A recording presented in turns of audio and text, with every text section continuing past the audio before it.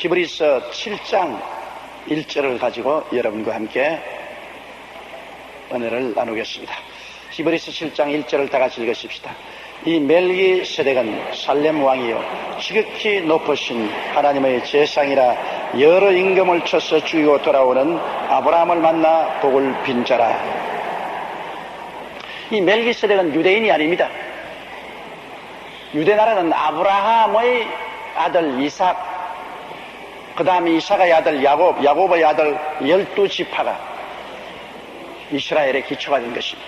12지파가 애굽에 내려가서 430년 동안 300만 대백성이 되어서 젖과 꿀이 흐른 땅에 올라와서 이스라엘 백성이 되고 그들이 시내산에서 하나님과 선민의 계약을 맺었던 것입니다. 그런데 이 이스라엘 백성, 이 시내산에서 모세가 하나님께로 더불어부터 십계명을 받고 아론을 제상으로 삼으셔서 대제상 아론의 밑에 하나님이 율법을 주셔서 하나님과 선민 계약을 맺은 그 훨씬 전에 벌써 이 멜기세덱은 살렘 왕이요 지극히 높으신 하나님의 제상이었습니다. 하나님이 이 멜기세덱이라는 사람을 택해서 지극히 높으신 하나님의 제상으로 삼았습니다. 이 사람은 아브라함의 자손도 아닙니다. 아브라함을 하나님이 택했지만 아브라함 동시대 하나님이 지극히 높으신 하나님의 제상으로 삼았으니 참으로 여러분 귀한 일입니다. 이 멜기세덱은 살렘 왕이라고 했어요. 그 당시에 팔레스타인에 있는 한 왕국을 세우고 계신데 그건 살렘 왕이었어요. 살렘이란 나라의 왕인데 하나님이 직접 택해서 지극히 높으신 하나님의 세상을 만드신 것입니다. 그렇기 때문에 우리 하나님께서는 오직 이 땅에서 아브라함만 택한 것이 아닙니다. 아브라함의 동시대에 하나님께서 친히 택하여서 하나님께 제사와 예물을 드리고 하나님의 법도를 가르치는 제상을 이방인 중에서 택해서 세워놓으신 것입니다. 이 멜기세덱은 살렘 왕이요 지극히 높으신 하나님의 제상이라. 하나님은 여러분 그냥 높으신 하나님 아닙니다. 지극히 높으신 하나님. 이 세상에 많은 신들이 있지요. 하나님의 천사장 루시벨이 타락해가지고서 루시퍼가 타락해서 하늘 천사 3분지를 데리고 땅에 떨어졌습니다. 그들과 더불어서 귀신들이 온갖 형태의 종교를 만들어내고 사람들을 미혹하고 있습니다. 자기들이 신이라고 자처하고 있습니다. 천사장 루시퍼와 그 무리들이 자기들을 신이라고 자처하고 있습니다. 그러나 그런 것과 비교할 수가 없는 지극히 높으신 우리 하나님이 계십니다. 하나님은 그러므로 보통 하나님이 아니라 지극히 높으신 하나님이기 때문에 우리가 하나님을 경건하게 섬기고 하나님을 두려워함으로 섬겨야 됩니다. 하나님의 이름을 망령되이 부르면 안 됩니다. 지극히 높으신 하나님을 우리가 떨면서 사랑해야 되는 것입니다. 하나님을 우습게 생각하시면 안 됩니다. 장난으로 생각하시면 안 됩니다. 그런데 여러분, 우리나라는 참으로 하나님의 선민인 이스라엘 같이 하나님이 선택한 계약도 맺지 않았는데 하나님의 섭리가 있어서 우리나라 애국가에 하나님이란 성호를 넣었다는 것 참으로 기이합니다. 일본에도 그런 일이 없고 중국에도 그런 일이 없습니다. 아시아에 그런 일이 없습니다. 하나님이 섭리하지 않고는 온 국민이 부르는 애국가에 하나님의 이름을 넣을 수가 있어요. 동해물과 백두산이 마르고 닳도록 하나님이 보호하사 우리나라 만세. 참으로 너무나 신기합니다. 우리 국민 전체가 하나님을 믿든 안 믿든 입으로 시인하도록 만들어 놓은 것입니다. 불교계에서 반대해가지고서 MBC 방송을 통해서 제가 10년여 동안 주일 방송을 하던 겁니다. 방송국이 보이고 또 그치지 않습니까? 그럼 불교계에서 무지무지하게 물고 갈아줘. 불교 청년들이 대결하고 해서 10년 동안 제가 그리스도의 복음 전가하던 그 MBC 방송을 통한 텔레비가 그쳤습니다. 그럼에도 불구하고 이번 케이블 텔레비 불교 방송 보니까 불교 방송 끝날 때 동해물과 백두산이 마르고 달 때 하나님의 보호하사 우리나라가 많습니다.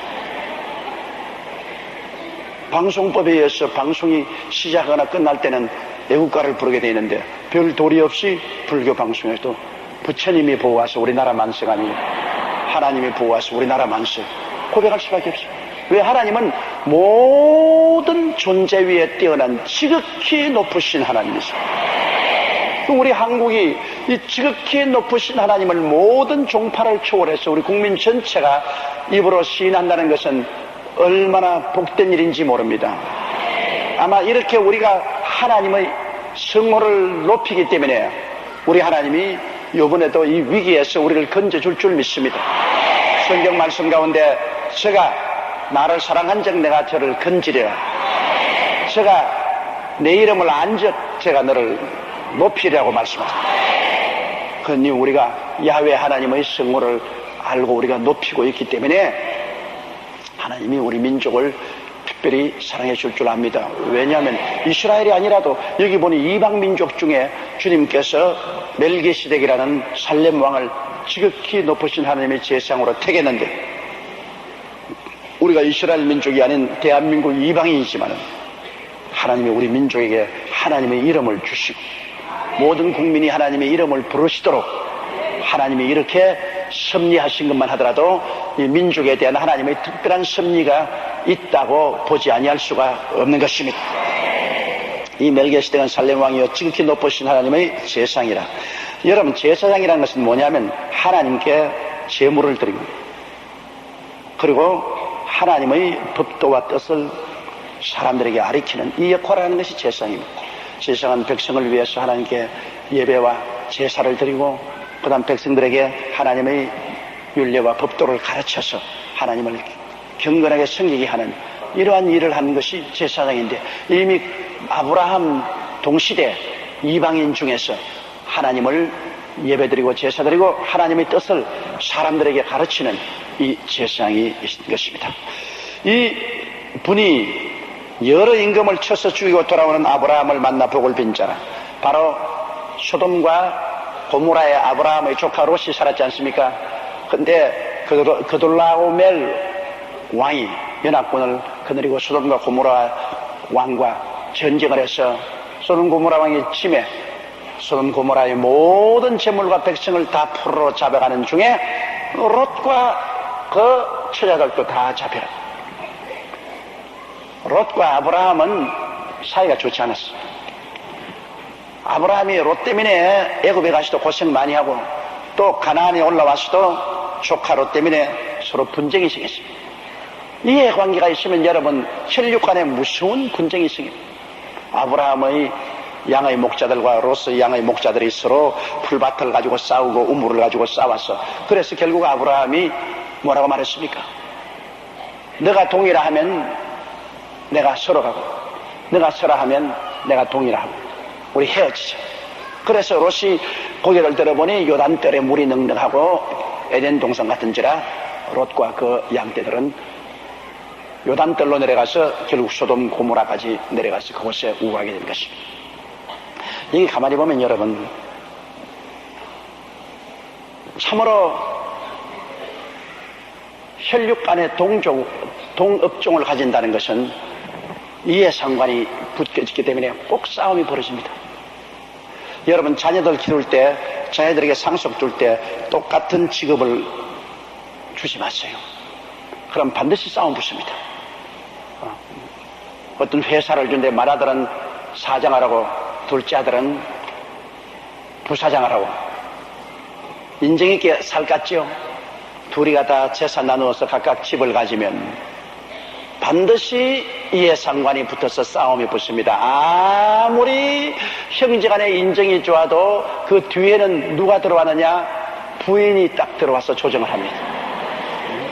여보, 당신이 이렇게 같이 일하는데 그래 큰 집에서는 저렇게 많은 월급을 가져가고 우리는 고작 이것이야? 큰 집에는 같은 회사에서 일하는데 좋은 자동차 사는데 당신은 뭐 이런 거 타? 당신이 뭐 잘 못 나서? 언제나 가정의 분열과 화평은 그 뒤에 있는 부인에게 있는 것입니다. 여자 잘못 들어오면 온 가정이 그냥 습지판이 되고, 여자가 잘 들어오면 원수가 되어도 합쳐집니다. 여러분, 형제간에 아무리 미워하고 서로 다투어도 그 부인들이 서로 왔다 갔다 하고 인정 있게 지내고, 그러고 난 다음에 서로 집에 왔다 갔다 하면서 잔치상에 차려서 서로 오락하면 부인이 남편 보고 여보 가 마누라 안 따라갈 남자 어디 있어요? 스먹스먹하지면 따라간다고. 그럼 부인끼리 좋아하니까 뭐 최종적으로 서로 화해가 되는 겁니다. 그러나 아무리 인정이 있는 형제간이라도 부인이 뒤에 들어와서 자꾸만 원망하고 불평하고 쐐기를 박으면 벽앤머리 성사가 가장 무서운 성사입니다. 벽앤머리에서 속삭속삭 하는 것, 그 무지무지한 파워가 있습니다. 옛날부터 시작해서 지금까지 여러분, 역사는 밤에 이루어진다 그러지 않습니까? 임금이나 지도자들이나 모두 밤에 부인하고 잠자리에서 자꾸 참수하고 수군거리고 말을 하면 그게 마음속에 남아가지고 낮에 나라를 다스릴 때, 또 어떤 회사를 이끌어갈 때는 그렇게 이끌어간다. 그러니까 잘 빌려면 부인에게 잘 배워야지 남편에게 잘 배워서 별 볼 일 없어. 부인에게 잘 배워야 돼. 이러므로 아브라함과 롯도 사이가 몹시 나빴는데, 내가 보기에는 성경은 그렇게 말 안 해놨지만은 사라하고 롯의 처하고 별로 사이가 안 좋은 것 같아. 부인들 사이. 그래서 둘이 갈랐어. 될 수 있으면 이 교훈을 통해서 보게 될 때 여러분, 같은 형제간끼리 있는 같은 업종에 있으면 안 됩니다. 다른 업종이 있어. 같은 업종은 경쟁하는 업종이기 때문에 안 돼요. 반드시 나중에 물고치십니다. 나는 그래서 우리 교회 사업하는 사람들에게 꼭 내가 충고하는 것이 있습니다. 상속을 줄 때 완전히 떼주라. 맏아들 상속 따로 주고 다음 아들, 다음 자녀들 따로따로 사업을 다른 사업으로 떼어주라. 같은 사업을 시키면 반드시 형제간 싸움이 벌어진다. 완전히 떼어주어서 서로 경쟁이 되지 않게 만들어주라.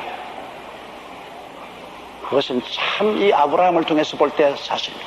그래서 아브라함과 조카하고 갈라지지 않습니다.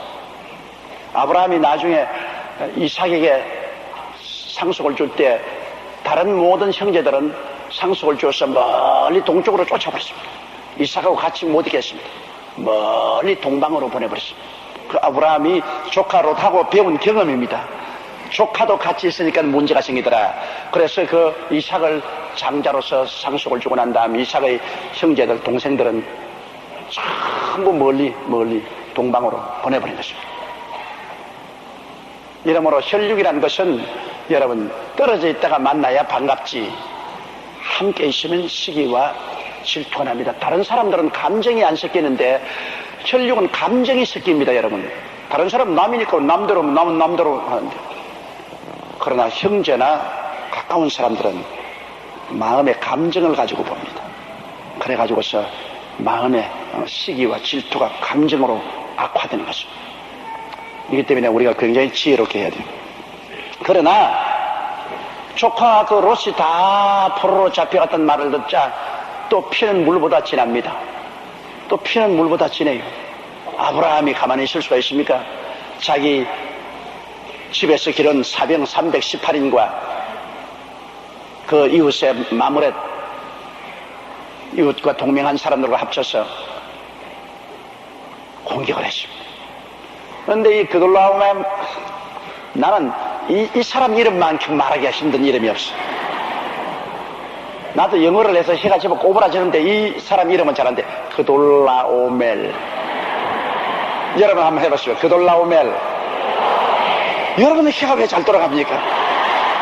나는 이 혀가 이 사람 말만 하면 잘 안 돌아가. 근데 그돌라오멜, 이 전쟁에 이겨가지고서 술을 먹고 만취되어서 아주 잔치를 벌리고 그럴 때 야음을 타서 아브라함이 공격을 했습니다. 옛말에도 여러분 전쟁에 이기고 난 다음에 투구를 벗지 말란 말이 있습니다. 사람이 이기고 난 다음에 마음이 회의해져서 망합니다. 전쟁에 이기고 난 다음에는 투구를 더 쓰고 굴끈을 묶고 자라는 것입니다. 정신을 회의하게 하면 안 되는 것입니다. 큰 일을 치르고 난 다음에 정신이 회의해지면 안 되죠.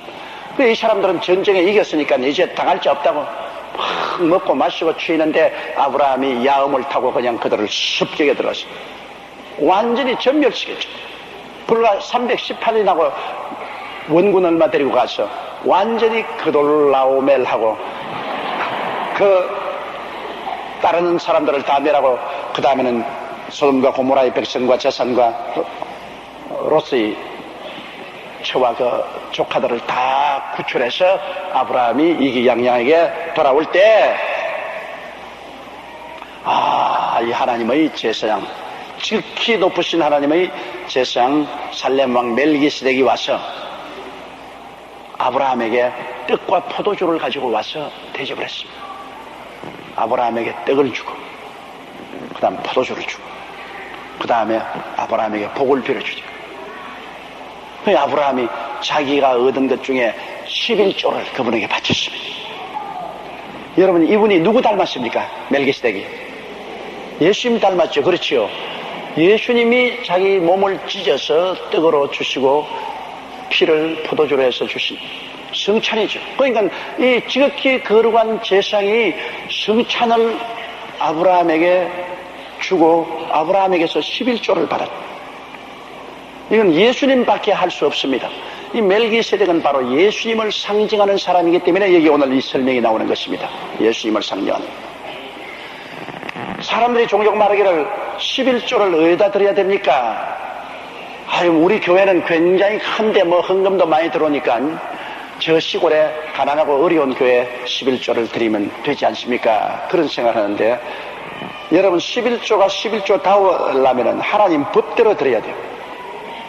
그럼 미국에 있는 시민이 미국은 크고 강대하니까 세금을 미국에 내지 말고 한국에다가 세금을 내주자, 가능하니까.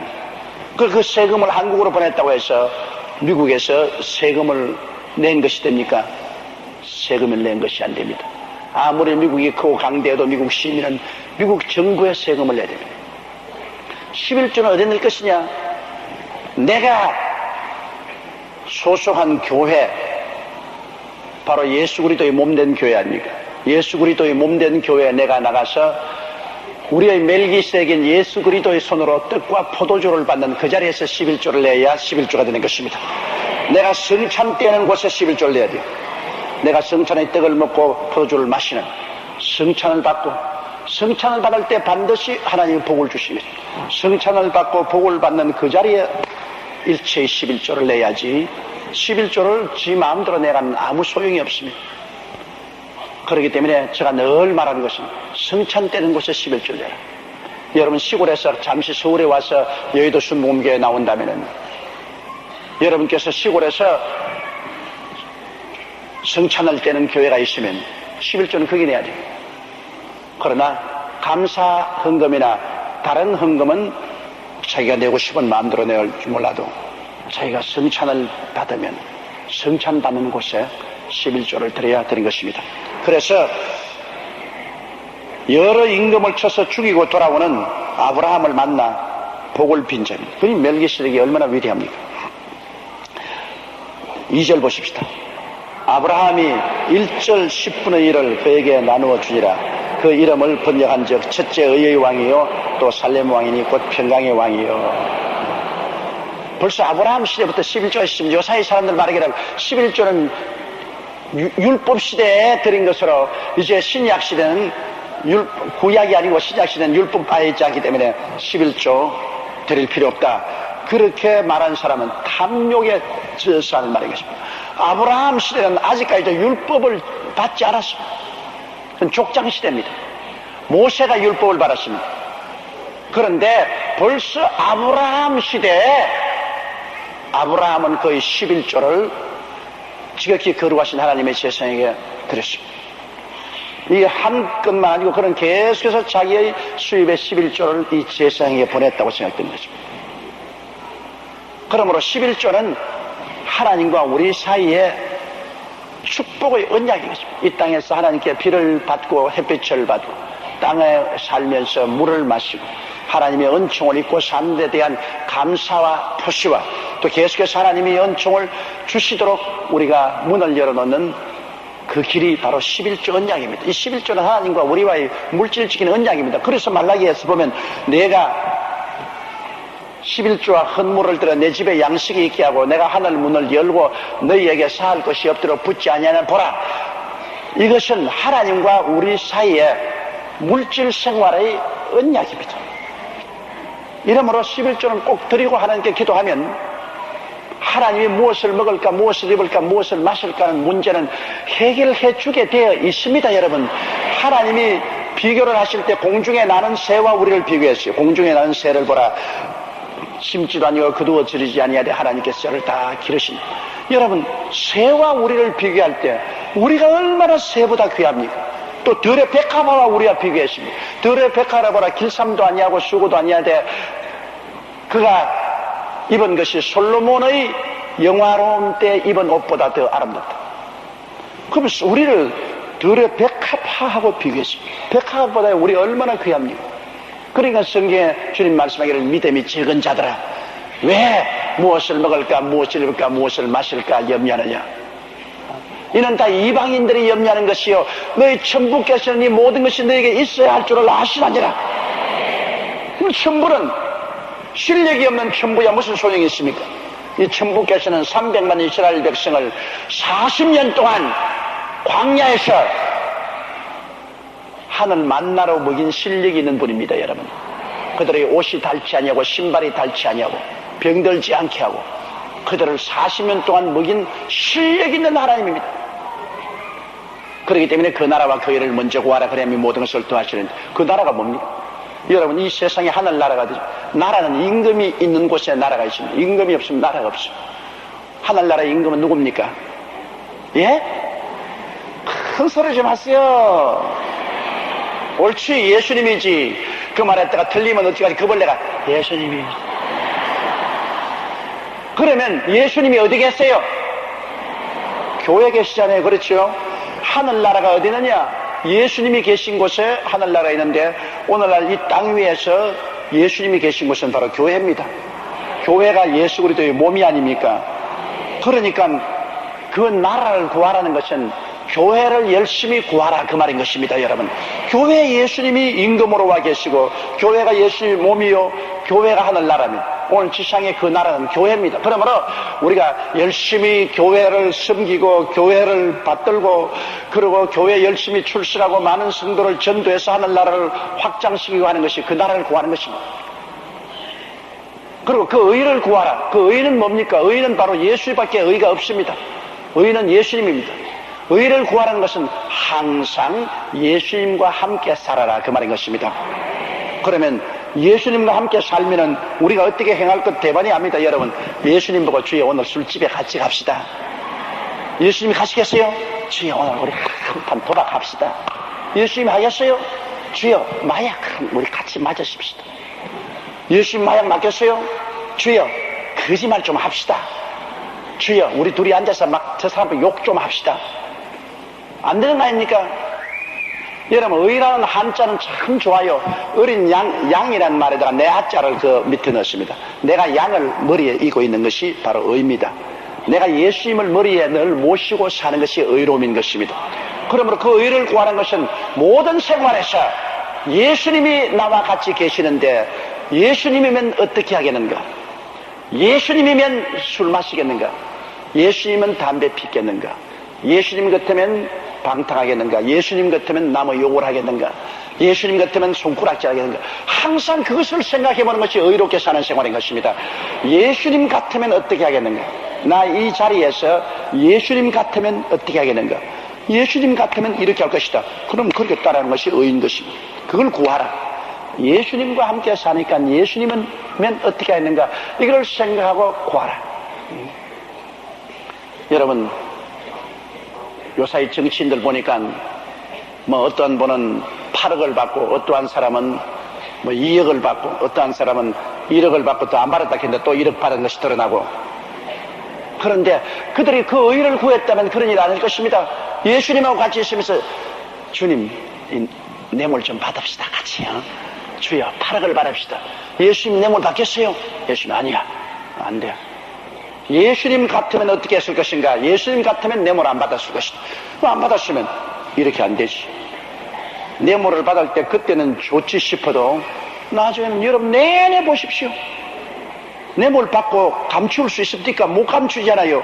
대통령도 못 감추는데, 전두환 대통령, 노태우 대통령이 여러분 하늘에 나는 새도 떨어뜨리는 권세를 가지고 있는 그분들도 뇌물 받은 것 못 감추었습니다. 그 권세와 그 능력으로 치밀하게 받아서 다 감추는 것도 다 드러나는데, 하물며 뭐 관리들이 뇌물 좀 받아가지고서 그걸 무사히 넘길 일이라고 생각하면 큰 오해인 것입니다. 이러므로 예수님과 동행했으면 그런 가시에 걸리지 않죠. 마귀가 탁 낚시에다가 뇌물이랑 그래가지고서 먹어 탁 먹으면 착 씹어. 그럼 그때부터 마귀의 손에 이제 걸려가지고 죽을 고생을 합니다. 죽을 고생. 그렇기 때문에 자기 분수에 맞지 않는 그러한 뇌물은 받지 말아야 돼. 자기 분수대로 살아야지. 자기의 주신 분량대로 살아야지. 그게 마음이 제일 편습니다. 여러분, 이 세상에 가장 큰 행복이 뭐냐?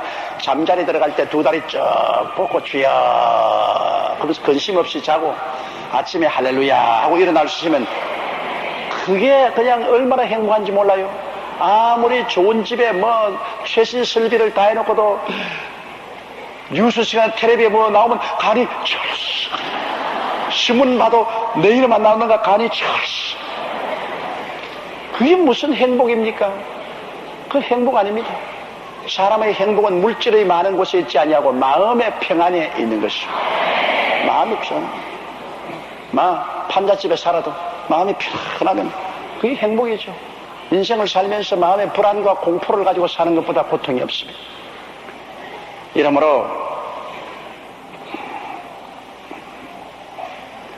우리가 하나님께 11조를 꼭 드리고 그 나라와 그 일을 구하면서 살면은 하나님이 모든 것을 더하여 주겠다고 했었습니다. 하나님은 거짓말 할 수 없는 것하고 하나님이 자기 이름을 가지고 아브라함의 후손들을 맹세한 것하고 이 두 가지 사실이 있기 때문에 거짓말 하실 수 없고 또 하나님 맹세해서 복을 주시기 때문에 반드시 하나님의 백성이 버림받지 않고 하나님께 복을 받아 살게 되어 있는 것입니다. 머리를 하늘로 두고 있는 하나님 백성들이 왜 멸망을 받아요? 그럼 하나님 아니지요. 하나님이 자기 백성도 못 돌봐주는 하나님이면 하나님 사표 내야죠. 하나님은 그런 하나님이 아니십니다. 이러므로 우리가 아브라함처럼 아브라함이 1절 10분의 1을 그에게 나누어 주니라. 그런데 그 멜기세덱은 이름이 번역한 적 첫째는 의의 왕이요. 멜기세덱이란 말이 의롭다. 그 다음 살렘은 살렘, 평화. 또 살렘 왕이니 곧 평강의 왕이요. 그러니까 벌써 멜기세덱의 이름이 예수 그리스도와 예수 그리스도를 상징한다는 것을 가르쳐주기 위해서 이렇게 이끌어가는 것입니다. 예수 그리스도가 의의 왕이 아닙니까? 예수 그리스도가 평강의 왕이 아닙니까? 그러므로 이 살렘 왕 멜기세덱은 바로 예수 그리스도를 상징하는 것입니다. 유대인이 아니면서도 이방인에게서 선택함을 받아서 그가 지극히 높으신 하나님의 제사장이 되는데 그의 이름은 의의 왕이요 그는 평화의 왕이라. 그리고 보통 여러분 성경에 보면 한 사람의 이름이 나타나면 그 사람에 대해서 반드시 족보가 따릅니다. 유대민족만큼 족보 좋아하는 민족이 없어요. 아브라함이 이삭을 낳고 이삭이 야곱을 낳고 야곱이 유다를 낳고 유다가 베레스를 낳고 베레스가 무엇을 낳고 꼭 족보 따집니다. 그런데 오늘날 세계에서 유대인 다음으로 족보 따지는 사람이 누구냐? 한국 사람입니다. 한국 사람 꼭 족보 따져가지고서 무슨 화수해, 뭐 김씨 화수해, 조씨 화수해, 박씨 화수해 해놓고 족보 이만치 해놓고 족보 따집니다. 그런데 놀랍게도 멜기세덱은 족보가 없어요. 족보가 없어요. 여러분 이 세상에 다 족보가 있습니다. 이 세상에 뭐 석가모니도 족보가 있고 마호메트도 족보가 있고 다 족보가 있는데 이 세상에 족보 없는 분이 있습니다. 누굴까요? 하나님. 하나님은 족보가 없어요. 왜? 시작과 끝이 하나님입니다. 뭐 족보가 있을 테겠어요? 예수님은 하나님 아들이요 제2위 하나님, 아버지 하나님, 예수 하나님, 성신 하나님, 삼위일체 하나님. 그 예수 하나님이, 예수님이 육신의 족보는 있을지 몰라도 예수님 영의 족보는 없습니다. 하나님 아들이 육신으로 태어나기 때문에 예수님은 다윗의 자손이라는 그 육신의 족보는 있지만은 예수님은 영의 족보는 없습니다. 예수님은 바로 하나님인데 무슨 족보가 필요해요? 영원히 있는데 무슨 족보가 필요해요? 죽어야 족보가 필요하지. 그래서 아비도 없고 어미도 없고 족보도 없고 시작한 날도 없고 생명의 끝도 없어 하나님 아들과 방불하여 항상 제생으로 있느니라. 그 멜기세덱은 여기 족보가 없어요. 멜기세덱의 어머니는 누구였다? 아버지는 누구였다? 멜기세덱은 언제 시작이고 언제 죽었다? 멜기세덱의 족보는 이러하다. 이런 게 나와 있어야 되는데 뭐 성경에 갑자기 아브라함이 올 때 지극히 크신 하나님의 제사장 멜기세덱이 나타나서 그에게 11조 받고 축복해 주었다 이렇게 나왔어요. 그 이름은 의의 왕이요 평강의 왕이다. 아이 이상하지 않니? 이것은 예수 그리스도를 상징하는 그러한 왕으로서 생명의 끝도 없어 하나님 아들과 방불하여 항상 제사장으로 있다는 것입니다. 이건 이제 설명을 쭉 해나가는 목적이 어디냐 하면은 예수 그리스도는 새 언약의 중보가 되시는데 원래 하나님은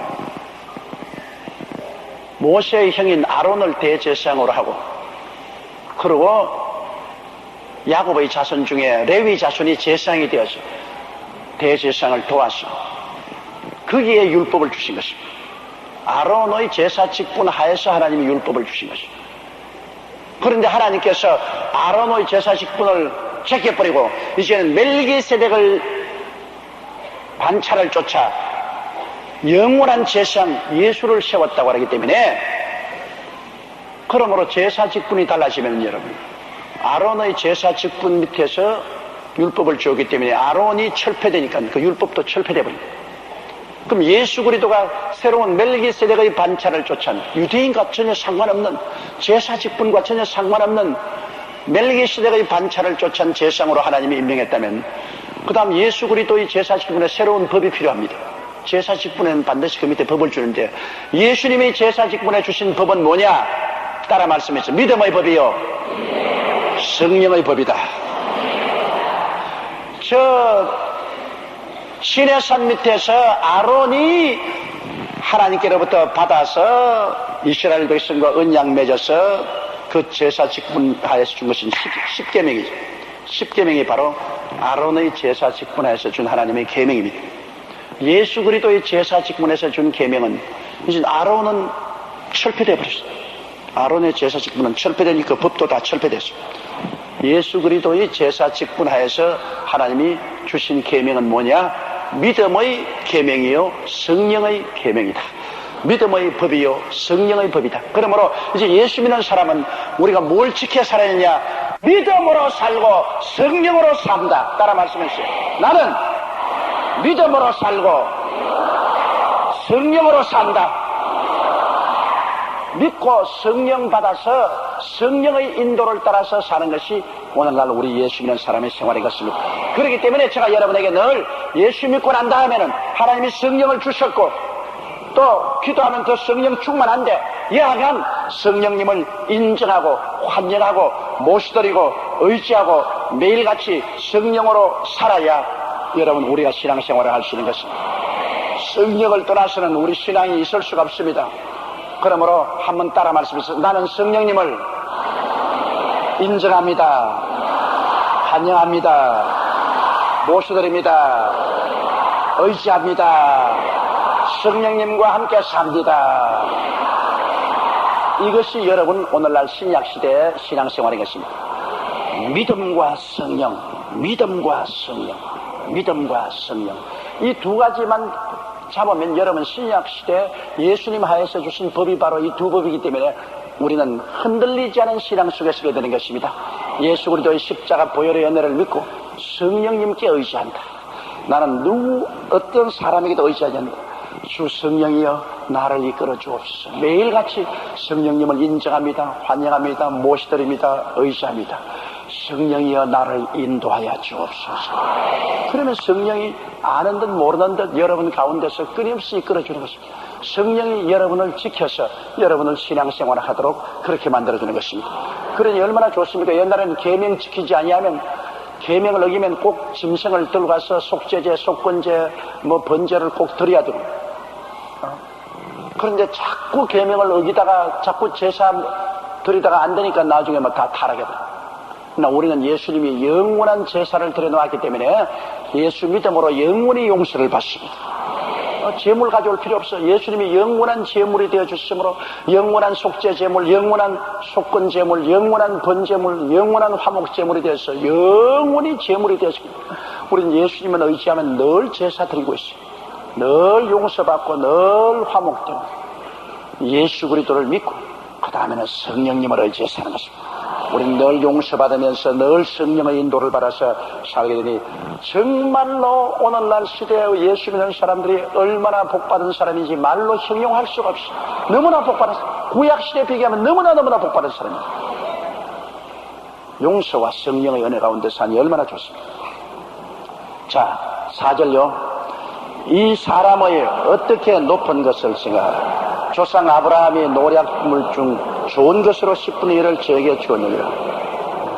자, 이 성경에 이제 이끌어가는 것은 멜기세덱은 예수 그리스도와 동등한 예수 그리스도를 상징한 분이기 때문에 멜기세덱이 얼마나 높다는 것을 성경은 가르치려 합니다. 이 사람이 어떻게 높은 것을 생각하라. 멜기세덱이 얼마나 높지 않습니까? 왜? 보통 높은 사람이 아니면 믿음의 조상 아브라함이 그곳에 가서 무릎을 꿇어서 성찬 떼고 떡과 포도주를 받고 안수받고 11조 드렸으니 아브라함보다 훨씬 높은 사람이지. 그렇지 않아요?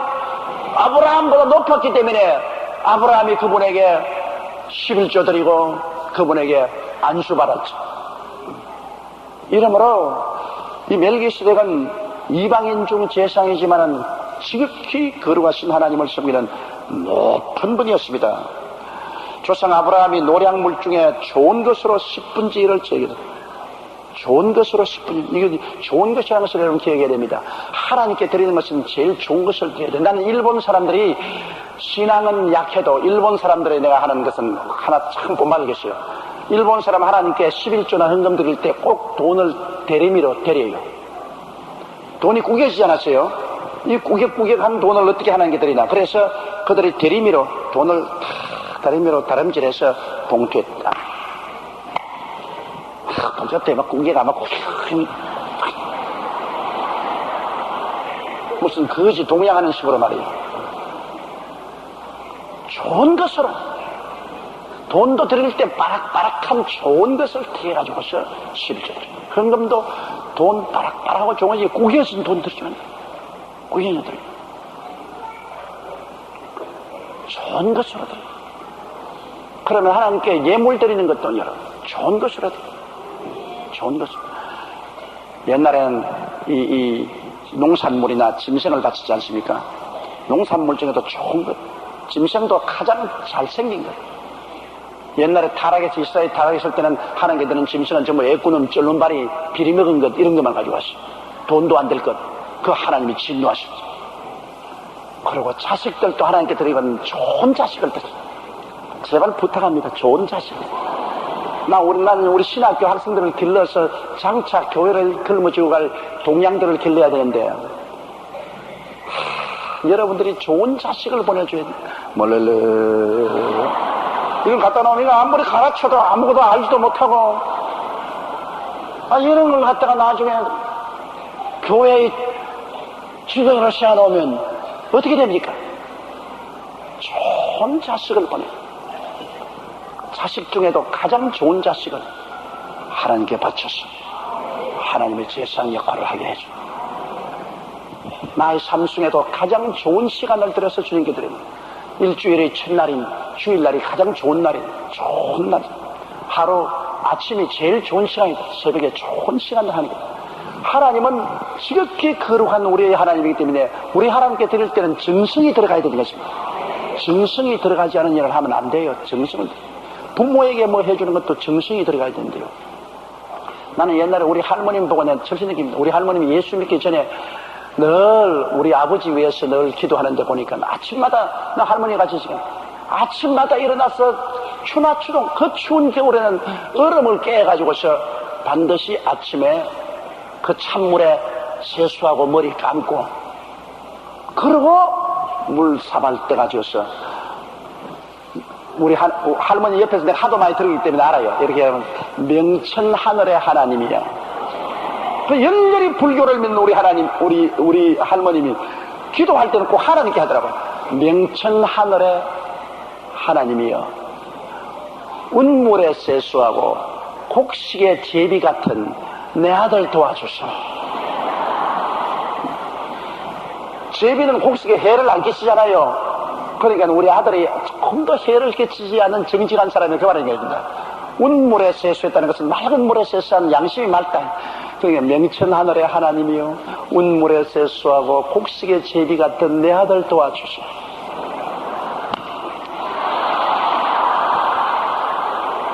나는 할머님이 아침에 나니까 따라 나가지고 할머님 한 대 쪼그리고 앉았다. 자꾸 너무 길어지면 할머니 추워 빨리 들어가.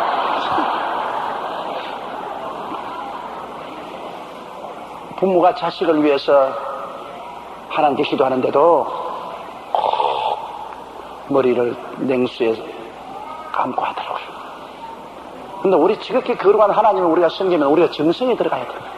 우리가 뭘 한데도 우리 마음을 함께 들여서 정성을 들여 좋은 것으로 하나님께 드리면 하나님 기뻐하시죠. 정성이 들지 않은 것 여러분 안 돼요. 높은 이에게 음식 대접하는 것도 정성이 들어 대접을 하면 그 효과를 발생하죠. 정성이라는 건 참 중요합니다. 하나님을 섬기는 데는 정성이 들어가야 돼요. 그 다음 5절요. 레위의 아들들 가운데 제사장의 직분을 받은 자들이 율법을 쫓아 아브라함의 허리에서 난 자라도 자기 형제인 백성에게서 10분의 1을 취하라는 명령을 가졌으니, 구약에는 보면 여러분 레위 족속은 제사장의 직분을 가진 족속이거든요.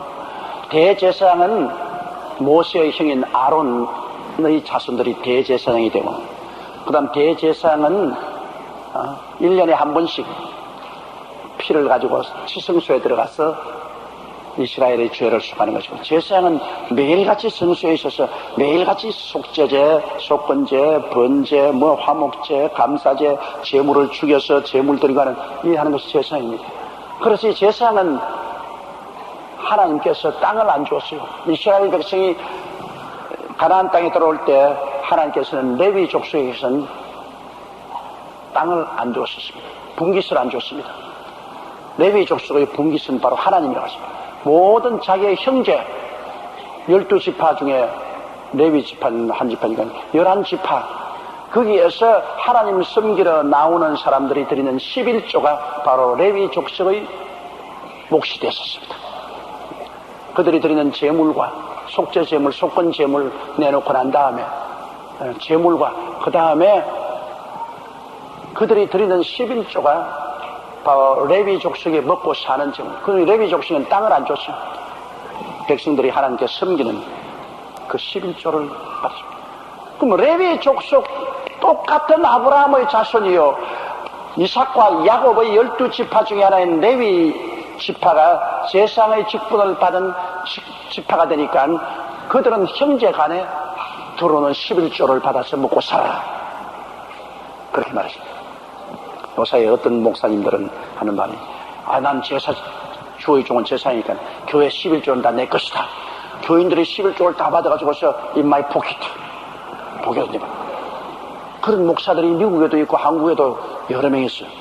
나는 그거는 동의하지 않습니다. 왜? 오늘날 우리 주의 종은 제사장이지만은 그러나 구약시대처럼 구약시대 제사장은 틀립니다. 우리들은 그렇기 때문에 성도들의 11조는 다 내 거라고 포켓도에 받으면 안 되지. 내가 만약 우리 성도들의 11조가 내 거라고 받으면 아마 한국에 거대 재벌이 됐을 겁니다. 그러나 11조는 우리는 교회 운영과 복음 증거에 드리고 요 사이 주의 종들은 옛날에 제사장 직분하고는 틀립니다. 우리는 옛날 제사 직분이 아닙니다. 목사요, 신자요, 복음 전도한자요, 교사요, 사도요, 이렇게 해서 우리는 월급 받아 먹고 사는 사람입니다. 11조 받을 사람은 아닙니다. 그렇기 때문에 그렇게 오해해서 11조가 다 내 것이라고 주의 종들이 11조를 다 포켓도에 넣는 그런 일은 좋지 않습니다. 좋지 않을 뿐 아니라 안 돼요. 그런데 구약시대는 이 레위의 아들들 가운데서 제사장의 직분을 받은 자들은 하나님이 율법에서 명령하기를 아브라함의 자손으로 나온 모든 사람 형제들에게 10분의 1을 취하라 명령했는데 6절요. 레위 족보에 들을지 아니한 멜기스덱은 아브라함에게서 10분의 1을 취하고 그 약속을 얻은 자를 위하여 복을 빌었나요. 그런데 이 멜기스덱은 레위 족속도 아닌데 레위 족속은 형제들에게 11조 받아라 했는데 이건 레위 족속도 아닌 이방인의 제사장인데도 불구하고 레위 족속의 조상인 아브라함에게 11조를 받고 아브라함에게 복을 빌어주었으니 이야말로 얼마나 이분이 위대한 인물인가 하는 것입니다. 11조를 레위 족속도 아닌데 유대민족도 아닌데 이방인의 멜기세덱이 유대인의 조상인 아브라함에게서 11조를 받고 그에게 복을 주었다니까 그게 얼마나 아브라함보다 높고 유대인보다도 높은 것을 우리가 알 수 있는 것입니다. 7절요. 배 일어나고 낮은 자가 높은 자에게 복을 빌면 받느니라. 그렇잖아요. 낮은 자가 높은 자에게 복을 받지 높은 자가 낮은 자에게 복을 받지 않잖아요. 높은 자가 복을 주지요. 지위도 높고 물질적으로도 더 많이 가지고 있는 사람이 낮은 자에게 복을 줄 수 있지 낮은 자가 높은 자에게 복을 줄 수는 없잖아요. 그러므로 여러분 복 받으려고 머리를 내밀 때도 나보다 믿음이 강한 사람에게 복을 받아야지요. 나보다 믿음이 없는 사람에게 머리를 숙여봤자 그 복이 오나요? 안 오는 것입니다. 복은 위에서부터 밑으로 흐르는 것이기 때문에 높은 데서 낮은 곳으로 복이 흐른다는 것입니다. 이러므로 폐 일어나고 높은 자에게서 복이 낮은 자이고 낮은 자가 높은 자에게 복을 받는데 이 아브라함이 멜기세덱에게 복을 받았으니 아브라함은 멜기세덱보다 낮고 멜기세덱은 아브라함보다 높다는 것입니다. 또 8절요. 또 여기는 죽을 자들이 10분의 1을 바라나 저기는 산다고 증거를 얻은 자가 바라느니라. 여기란 것은 저 레위 족속들은 죽잖아요. 그들은 살고 또 죽고 또 후손들이 또 태어나온 죽을 수밖에 없는 사람들 또 형제간들에게 11조를 받았는데 저기 멜기세덱은 죽는 것이 없어요.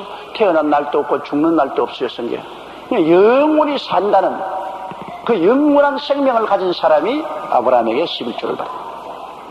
그러니까 그분이 얼마나 위대하다는 것을 얘기해 보여주고 있는 것입니다. 또 9절에요. 또한 10분의 1을 받는 레위도 아브라함으로 말미암아 10분의 1을 바쳤다 할 수 있으니 이 레위 족속들도 형제들에게 11조를 받는 이 사람들도 오히려 멜기세덱에게 11조를 바쳤다고 할 수 있다. 왜냐? 그때는 아브라함의 옆구리에 들어있어요. 아직 태어나지 않았기 때문에 아브라함의 옆구리에 들어있어서 아브라함을 통해서 벌써 11조 바친 거와 한 가지다. 조상이 11조 받았으니까 그때는 안 태어나셔도 이미 아브라함의 옆구리 속에 있었으므로 아브라함을 통해서 이 멜기세덱에게 11조를 바친 거 한 가지다. 그래서 이 논리가 무슨 말을 하냐면 아브라함뿐 아니라 모든 유태인들 모든 이스라엘 제사 직분 할 것 없이 통틀어서 이 멜기세덱에게 공경하고 멜기세덱에게 11조 드리고 멜기세덱에게 복을 받았다. 그러면 이 멜기세덱은 하나님의 아들 예수님이 아니고는 절대로 다른 분일 수가 없는 것입니다. 이럴 정도로 멜기세덱은 위대한 인물이었습니다. 그 이 멜기세덱은 바로 예수 그리스도를 상징하는 사람이었습니다. 10절요. 이는 멜기세덱이 아브라함을 만날 때 레위는 아직 자기 조상의 허리에 있었습니다. 제가 말씀한 것 같습니다. 자, 11절요. 레위 계통의 제사 직분으로 말미암아 온전함을 얻을 수 있었으면 백성이 그 아래서 율법을 받았으니 어찌하여 아론의 반차를 쫓지 않고 멜기세덱의 반차를 쫓는 별다른 한 제사장을 세울 필요가 있느냐. 자, 아론의 제사 직분과 또 레위 대제사장 아론과 그를 돕는 레위 지파의 레위 제사 직분하에 하나님 율법을 주었는데 그 율법을 백성들이 다 지켜서 구원을 받을 수 있을 바에야 다른 제사 직분이 필요 없죠. 그러나 백성들이 아론과 레위의 제사 직분하에서 받은 율법을 아론과 레위 족속들이 이 율법을 백성들에게 가르치고 이 율법을 보존하고 이 율법에 어긋나면 제사를 드리게 하고 율법을 통해서 하나님께 제사를 드리고 온갖 일을 해도 이 율법이 지켜지지 않았습니다. 결국에는 이 율법을 통해서 구원 얻은 사람이 한 사람도 없게 된 것입니다. 의인은 없나니 하나도 없다고 말했었습니다. 그래서 결국에는 하나님께서 이 제사 직분을 철폐해버렸습니다. 아론과 레위 족속들의 제사 직분을 철폐해버렸습니다. 만일 이 제사 직분을 통해서 사람이 구원을 받을 수 있었다면 철폐할 필요가 없지요. 이 제사 직분을 통해서 사람들이 구원을 못 받기 때문에 철폐해버리고 하나님이 다른 제사 직분을 세우겠다 했으면 성경에 그것이 말하는 멜기세덱의 반차를 쫓은 제사장을 세우겠다. 그 멜기세덱의 반차는 아론의 반차하고는 완전히 틀렸잖아요. 유대인 아닌 멜기세덱은 다른 이방인이었는데 멜기세덱 그러니까 이스라엘의 그 아론이나 레위 계통을 통한 율법과 하나님의 계약은 철폐해버리고 완전히 이제는 새로운 멜기세덱과 같은 예수 그리스도를 통해서 하나님이 구원의 계약을 세우시고 새로운 율법을 주겠다 그렇게 말씀하는 것을 의미하는 것입니다. 자, 12절에요. 제사 직분이 변한즉 율법도 반드시 변하리. 보십시오. 제사 직분이 이제 달라지지 않습니까? 아론과 레위의 제사 직분을 하나님이 철폐해버렸으니까 그 아래에 준 율법도 이제 철폐된 것입니다. 예를 들어 말하면 얘네 일정 시대에 일본 사람이 우리를 다스릴 때 그 일본 법이 일본 정부가 우리에게서 철폐돼 버리니까 일본 정부가 만들어 놓은 일본 정부에서 준 모든 율법도 다 철폐된 것입니다. 이와 같이 아론과 레위의 직분하에서 준 율법이 아론과 레위의 직분이 하나님 철폐해버리니까 그 직분을 통해서 준 십계명은 다 철폐된 것입니다. 그러므로 십계명을 지켜야 구원을 받는다는 옛날 언약은 철폐됐습니다. 십계명을 지켜서 이제 구원받는 거 아닙니까? 십계명은 우리가 깨끗하냐 안 하냐는 그거는 거울에 불과하지. 이제 십계명이 우리를 죽고 사는 권세를 갖고 있지 않습니까? 구약시대는 가지고 있었죠.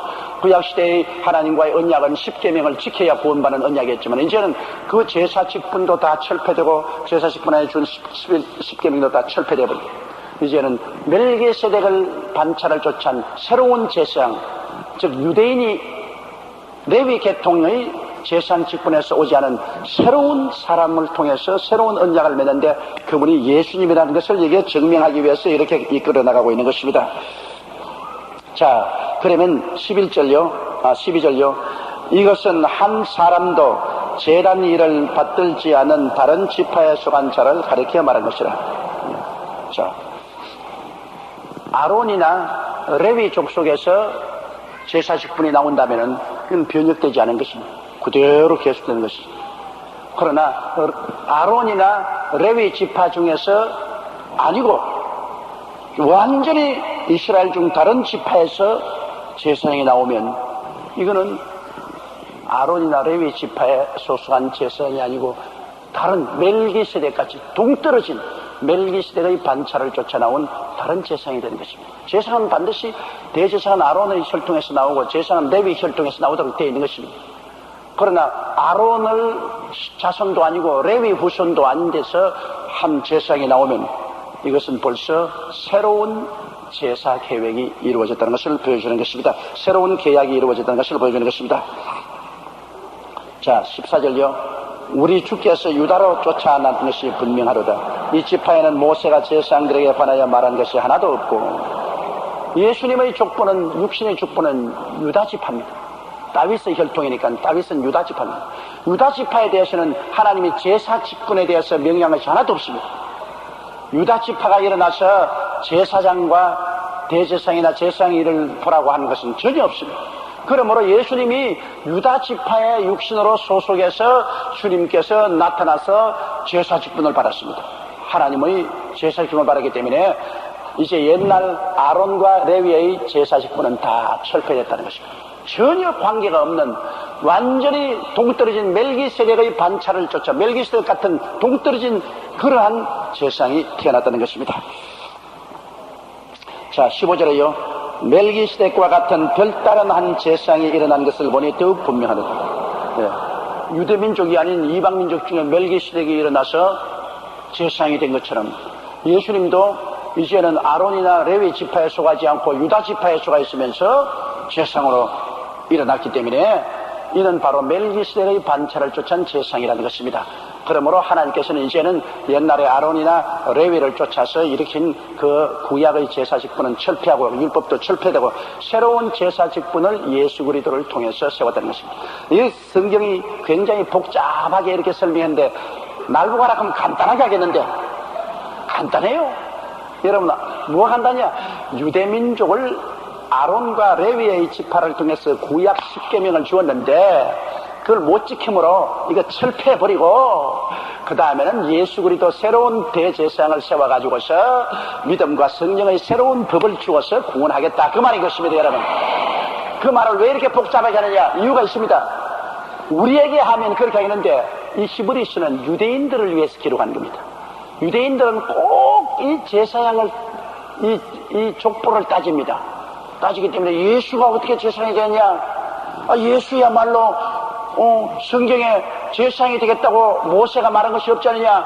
아론의 자손이 대제사장이 되고 레위의 후손들이 제사장이 되기로 했지 어디에 감히 유다 지파에 있는 예수가 우리 제사장이 될 수 있냐? 그러므로 구주가 아니다.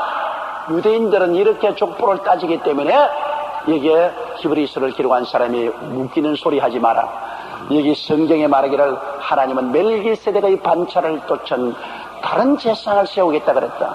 멜기세덱을 보라. 그는 유대인이 아니라도 하나님이 제사장으로서 아브라함 우리 조상이 그를 경배했지 않느냐. 그러므로 바로 멜기세덱과 같은 그러한 동떨어진 다른 제사장을 하나님이 세우겠다고 말했으니 바로 그 말씀대로 예수님이 유다 지파에서 났지만은 새로운 제사장으로서 새로운 법을 가지고 새로운 언약을 맺고 나온다. 이것을 설명하고 있는 것입니다. 이러므로 이방인 우리를 설득하려고 하는 것이 아니라 유대인들을 설득하려고 지은 것이 히브리서이기 때문에 이렇게 복잡하게 옛날 제사의식을 끌고 들어와서 설명하는 것입니다.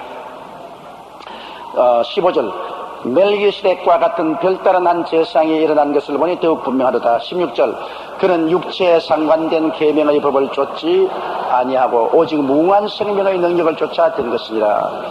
그러므로 예수 그리스도가 제사장이 된 것은 육체에 속한 네 조상이 아론이다, 너희 조상이 레위다. 그래서 족보를 따져가지고서 육체에 속한 계명으로 제사장이 된 것이 아니고 예수님은 무궁한 생명을 가진 하나님의 아들로서 하나님이 우리에게 새로운 언약을 맺는 제사장으로 보내주시다는 것입니다. 이 육신에 속한 족보를 통해서 된 것이 아니고 하나님의 무궁한 생명의 원리를 쫓아서 우리의 제사장이 된 것입니다. 자, 17절요. 증거하기를 내가 영원히 멜기세덱의 반차를 주는 제사장이라 하였도다. 여기에 여러분 보면은 시편 110편 4절에 그렇게 말해놓았습니다. 우리 주 예수 그리스도에 대한 예언을 말씀하기를 너는 영원히 멜기세덱의 반차를 쫓는 제사장이 된다. 너는 아론이나 레위 족속을 쫓은 제사장이 된 것이 아니라 멜기세덱의 반차를 쫓는 제사장이다. 그러므로 아론과 레위의 제사 직분은 철폐돼. 이제는 멜기세덱 시대가 왔다. 멜기세덱의 반차를 쫓아 새로운 하나님의 제사 직분을 너에게 준다. 제사 직분이 바뀌면 율법도 바뀌는 것입니다. 그러므로 예수 그리스도의 멜기세덱의 반차를 쫓아 우리의 제사장이 되신 예수 그리스도를 통해서 주신 율법은 믿음의 법이요 성령의 법인 것입니다. 할렐루야. 자, 18절요. 전에 계명이 연약하여 무익함으로 피하고 율법은 아무것도 온전케 못할지니라. 이에 더 좋은 소망이 생기니 이것으로 우리가 하나님께 가까이 가느니라. 자, 아론과 레위의 제사 직분하에서 준 율법은 아무것도 온전케 못 지켰는데, 그러므로 이게 약하고 무익하기 때문에 패해버리고 이제 더 좋은 소망이 생기니 이것은 예수 그리스도의 제사 직분을 통해서 믿음으로 성령으로 구원받는 좋은 소망이 생기니 우리가 하나님께 믿음으로 성령으로 가까이 나가느니라. 할렐루야. 오직 믿음으로 오직 성령으로 우리는 하나님께 이제는 가까이 마음대로 나갈 수 있게 된 것입니다. 자, 또 20절에요.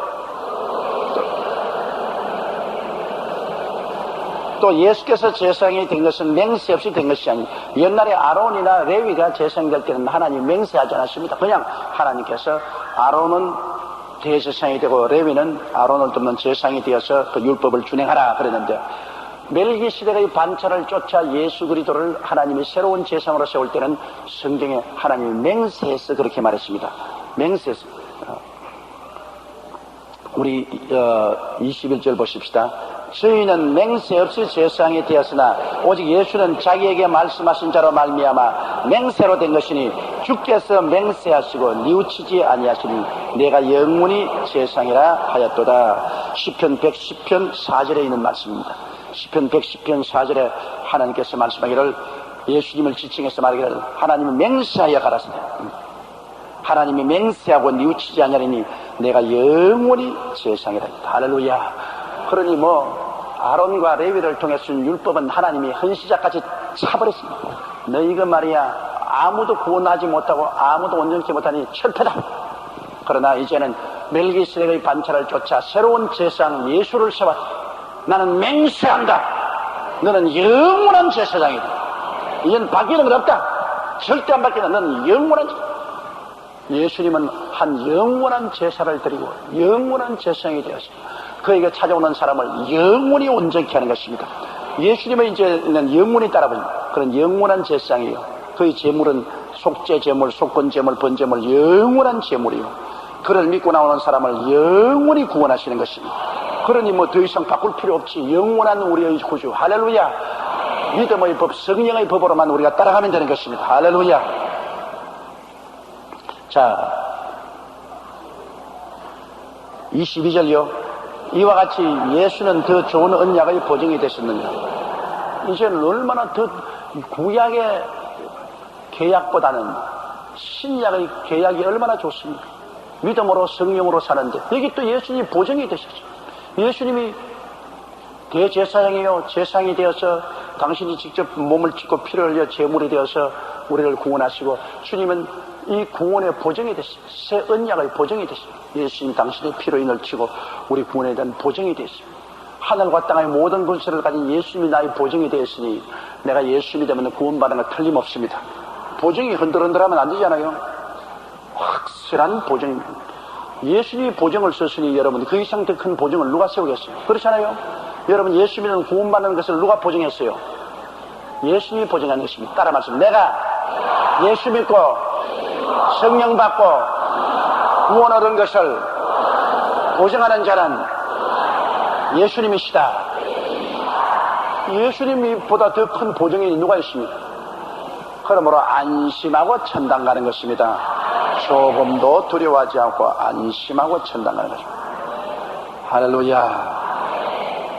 자, 24절요. 예수는 영원히 계심으로 그 제사 직분도 갈리지 아니하니. 다른 제사 직분은 아론이 죽으니까 아론의 자손이 생기고, 또 아론 자손이 죽으니까 또 그 훗날 자손이 또 대상이 되고, 레위도 레위 계통의 제사장들도 전부 죽으니까 또 다른 후손들이 자꾸 바뀌죠. 자꾸 사람이 바뀌어요. 그러나 예수님은 바뀌지 않은 것은 영원히 살아계시기 때문에 자꾸 바뀔 필요가 없어요. 2000년 전에도 예수님, 오늘날에도 예수님, 장차도 예수님, 예수 한 분만으로 만족하옵나이다. 예수님은 영원히 계심으로 제사 직분이 갈리지 않습니다. 25절요. 그러므로 자기를 힘입어 하나님께 나아가는 자들을 온전히 구원하실 수 있으니 이는 그가 항상 살아서 저희를 위하여 간구하십니다.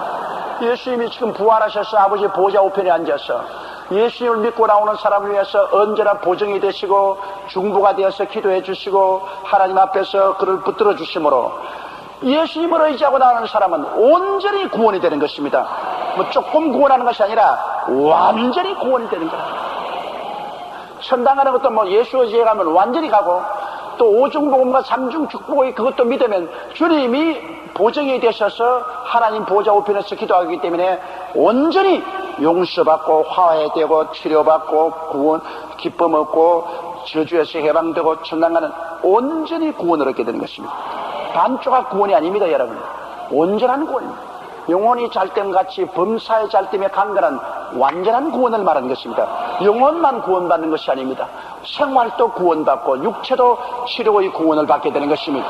예수님이 살아계셔서 자기를 힘입어 하나님께 나아가는 자들을 온전히 구원한다. 반조각만 구원하는 것이 아닙니다. 온전히 구원하실 수 있으니 이는 그가 항상 살아서 저희를 위하여 간구하심이니라. 오늘날 사람들이 3분의 1 구원받는 사람 많아요. 영혼만 구원받고 생활은 엉망진창이고 몸에는 온 병을 디글디글 달고 천당은 가요. 하지만은 그건 3분의 1 구원이요. 이제 3분의 2 구원받은 사람은 영혼도 잘 되고 생활도 하나님 축복을 받아 저주에서 벗어나서 범사자 되는데 안 강건한 사람, 여기도 아프고 저기도 아프고 항상 병으로서 고생하는, 그건 3분의 2 구원받은 사람. 그러나 영혼이 잘됨같이 범사의 잘됨에 강건한 사람은 온전히 구원받은 사람, 온전히 구원으로 들어간 사람. 이 온전한 구원을 우리가 얻으려고 기도해야 되는 것입니다. 주님은 십자가에서 우리를 위해서 온전히 구원받도록 대가를 다 지불하셨습니다. 우리는 주님 이름으로 나가면 주님이 하나님 보좌 우편에 앉아서 우리를 위해서 기도하시기 때문에 우리가 온전히 구원을 얻을 수가 있는 것입니다. 따라 말씀하세요. 내 영혼이 잘됨같이 범사에도 잘되고 강건해지기를 주님은 온전히 원하시고 계신다. 그러므로 우리가 늘 노력하는 것은 온전한 구원을 다 얻어나가자는 것입니다. 우리가 회개하고 믿고 순종하고 진리를 알고 기도함으로 말미암아 천국은 침노하는 자가 빼앗는다고 하므로 우리가 믿음으로 침노에 들어가서 온전히 다 빼앗자. 천당만 가는 것이 아니라 이 땅에 사는 동안에도 우리가 온전한 구원을 얻어서 사는 우리들이 되어야 되겠습니다. 아시겠어요? 우리 주여 세 번 부르고 오늘 통성으로 기도하십시다. 주여, 주여, 주여. 살아계시고 거룩하신 우리 하나님 아버지, 우리 아버지 하나님의 은혜와 사랑을 진실로 고맙고 감사합니다.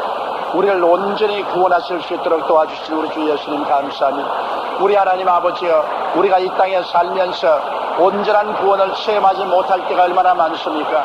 우리 주 예수께서 우리 영혼을 위해서 주님 제물이 되실 뿐 아니라 육신의 삶을 위해서도 제물이 되셨습니다.